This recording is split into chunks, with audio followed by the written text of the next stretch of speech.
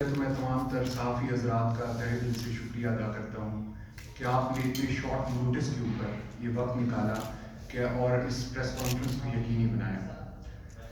علاوہ آج کی یہ پریس کانفرنس بلوانے کا مقصد یہ ہے کہ جو ہمارے صوبے کے اندر اس وقت ایک امن و امان کے حوالے سے اور ویسے دیگر حالات کے حوالے سے جو ایک صورتحال چل رہی ہے، یہ ایک ایسی صورتحال ہے کہ جس کے اندر جتنی بھی اس کی مذمت کی جائے وہ کم ہے۔ اس وقت ہم جب چاروں طرف دیکھتے ہیں تو بلوچستان کے اندر مائیں بہنیں بیٹیاں سراپا احتجاج ہیں۔ جس طرف بھی ہم دیکھتے ہیں وہاں پہ بہنوں کے آنسو، ماؤں کے آنسوؤں کا سیلاب ہے۔ میں یہ واضح کرنا چاہتا ہوں کہ جب ماؤں کے آنکھوں سے آنسو کا سیلاب آتا ہے تو بہت سی چیزیں بہا کے لے جاتا ہے۔ ہمیں ہوش کے ناخن لینے ہوں گے اور ہمیں یہ سمجھنا ہوگا کہ اگر اسی طرح سے یہ چیز جاری رہی اور حق تلفی جاری رہی تو بہت سے مسائل خراب ہوں گے اور مزید بڑھیں گے۔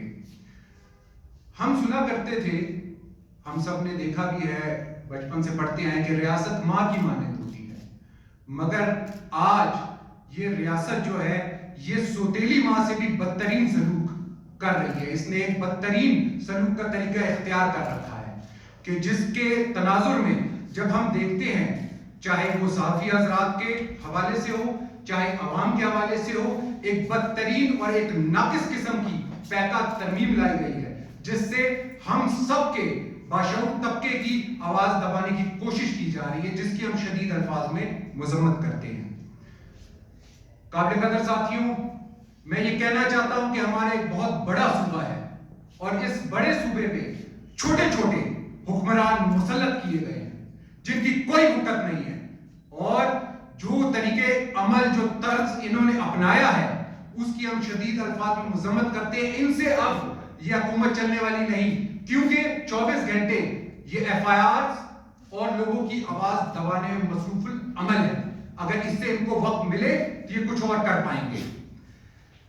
میں یہ واضح کرنا چاہتا ہوں کہ کچھ دن قبل، 2 سے 3 دن قبل، ہمارے انتہائی محترم قابل احترام سینئر ساتھی ہیں، دونوں advocate supreme court of Pakistan ہیں، ساجد ترین صاحب جو کہ سابقہ پروسیکیوٹر جنرل رہے ہیں، اور آغا حسن بلوچ صاحب، ان دونوں کے اوپر ایف آئی آر کاٹی گئی ہے اور ان کو گرفتار کیا گیا ہے، جس کے حوالے سے ہمارے جنرل سیکرٹری صاحب موجود ہیں کوئٹہ بار کے۔ ہم نے آج مکمل طور پہ اعلان کیا، سٹرائک کی، کل بھی ہماری یہ جمعے والے دن بھی ہماری سٹرائک تھی، ہفتے والے دن بھی سٹرائک تھی، آج بھی سٹرائک ہے۔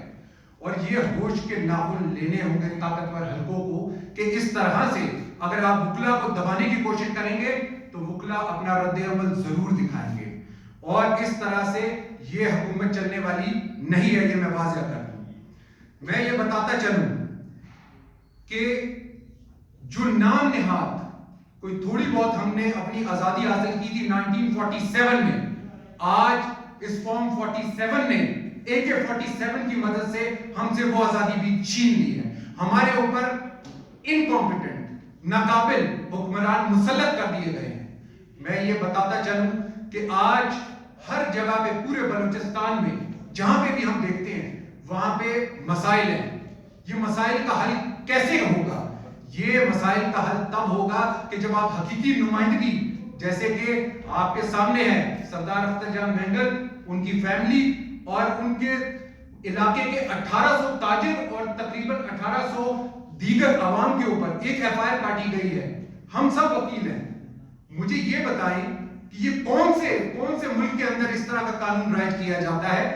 میں حیران ہوں کہ 3 ایف آئی آر واپس لے لی گئی ہیں جبکہ ایک ایف آئی آر انٹیکٹ ہے۔ میں اس چیز پہ حیران ہوں کہ یا تو پھر وہ 3 ایف آئی آر غلط کاٹی گئی تھی، یا تو پھر یہ ایک جو رکھی جا رہی ہے یہ غلط ہے۔ میں حیران ہوں کہ یہ حکومت اس وقت کس طرح سے سوچ رہی ہے اور اس کا لائحہ عمل کیا ہے، حکمت عملی کیا ہے۔ تو میں آپ کے اس پلیٹ فارم کی مدد سے اپنی آواز، وکلا کی آواز یہ پہنچانا چاہتا ہوں کہ ہمارے وکلا برادری کے اوپر جتنی بھی ایف آئی آرز کاٹی گئی ہیں ان کو جتنا جلد ہو سکے آپ کو واپس لینا ہوگا، اور نہیں تو اس کے اندر ہمارا شدید رد عمل آئے گا اور اس کے تمام تر ذمہ دار آپ خود ہوں گے۔ اسی کے ساتھ میں ایک شعر پڑھ کے آپ سے رخصت چاہوں گا۔ آسمانوں سے فرشتے بھی جو اتارے جائیں، آسمانوں سے فرشتے بھی جو اتارے جائیں، اس دور میں وہ بھی سچ بولیں تو مارے جائیں. شکریہ.